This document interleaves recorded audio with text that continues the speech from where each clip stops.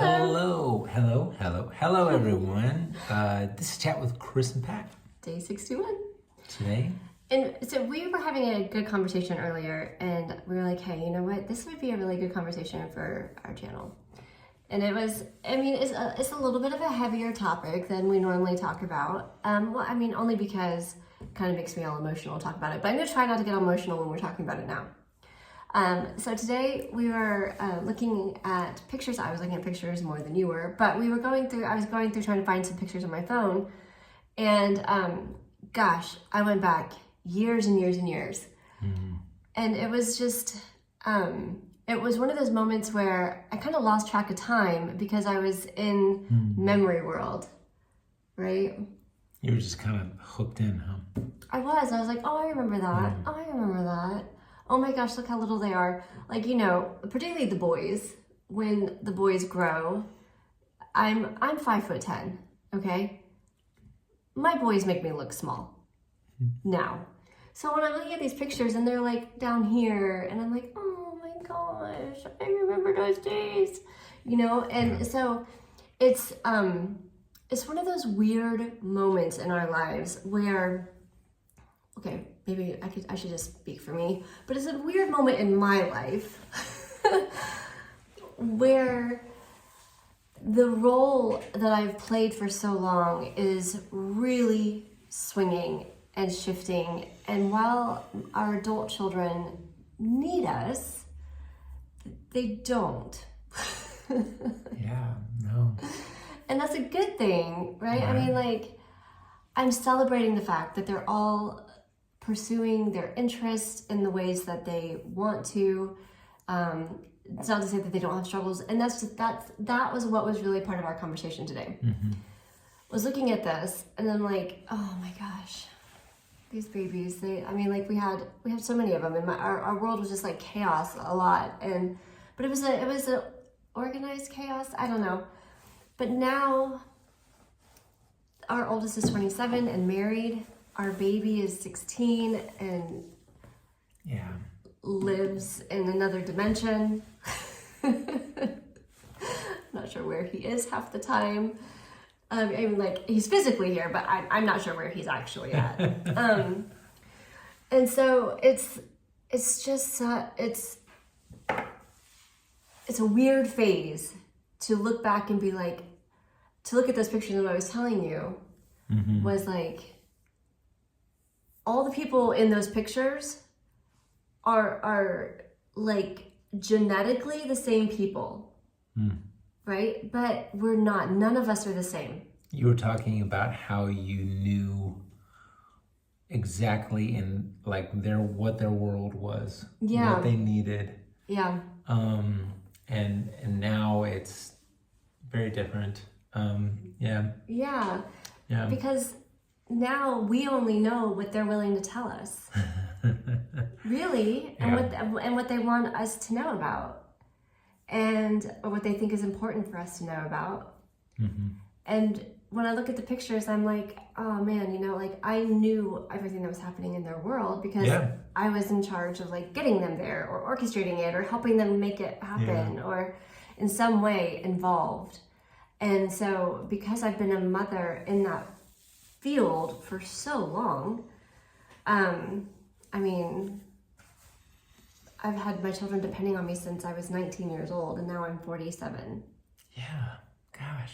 And so it's just been a long ass time that's been my role. And obviously as they've gotten older, I've been moving out of that role for sure. Right. So, I should be used to it. And I am to some extent because, my children are all over the place and, Yeah, they're very... Okay, they're not my children. They're your children. I know I keep saying that. You mean our children?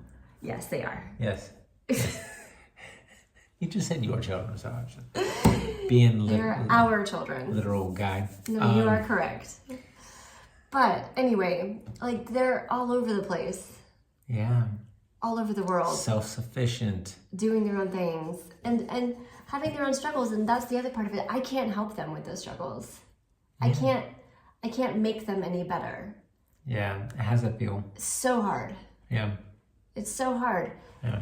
And it's like, whew, that's a hard one for moms to have to like just let go and just be like, hey, yeah, that's a struggle that you got. Let me know if you want to talk about it.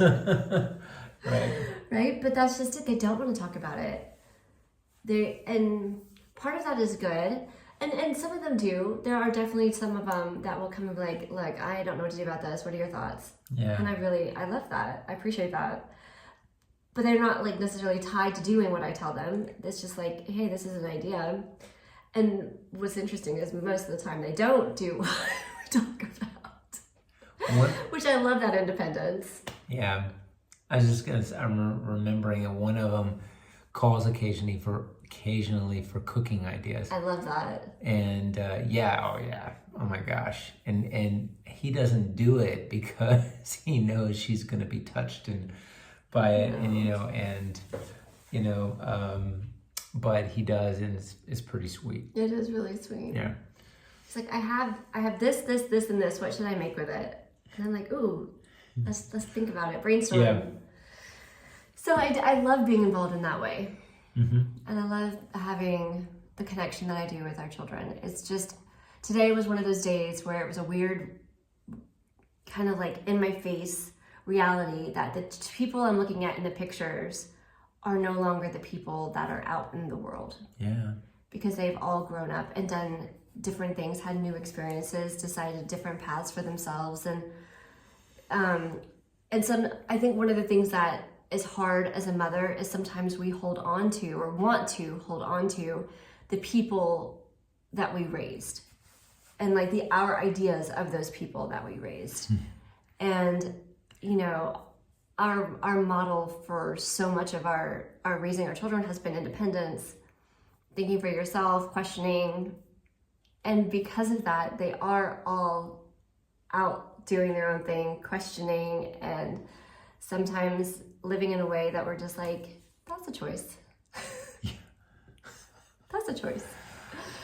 And so you just, and you have to come from a place of like non-judgment because that's like their path. And obviously you can have thoughts about them, right, and share those thoughts when there's opportunity to do so.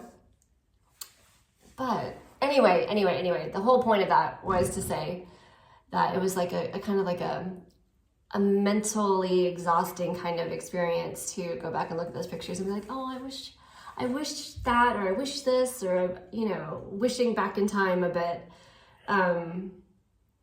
But yeah, I know we miss the laughter and the get-togethers. So and seeing them play together. Yeah. And just the sibling camaraderie. And they still, like, our boys will get on Xbox or whatever it is that we have, and they'll play games together. And that's great. Magic the Gathering online. Yeah, they'll do things online together. And so the camaraderie is still there. It's just not quite the same. Yeah. So it was a bittersweet to know that we've been really successful as parents. Yeah. Right? Like, really, really cool.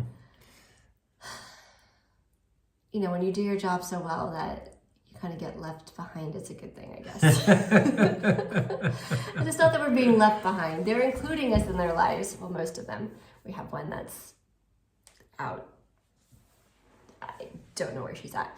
But she's figuring things out. She's figuring things out. That's right. Yeah. And that's the reality. Is like, that's why that's part of the whole conversation today too. It's just like, man, we just have to let go. Let go and just.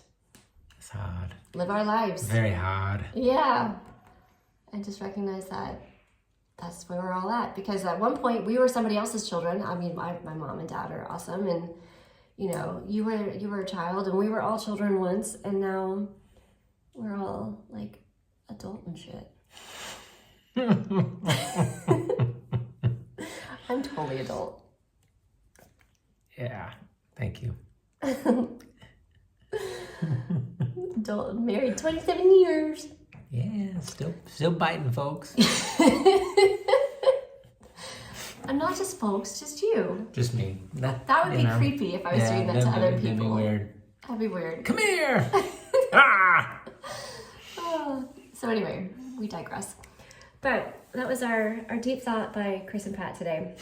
If you guys ever watched this, know that's an old 90s Gen flashback. Xers will know about that one. Yeah.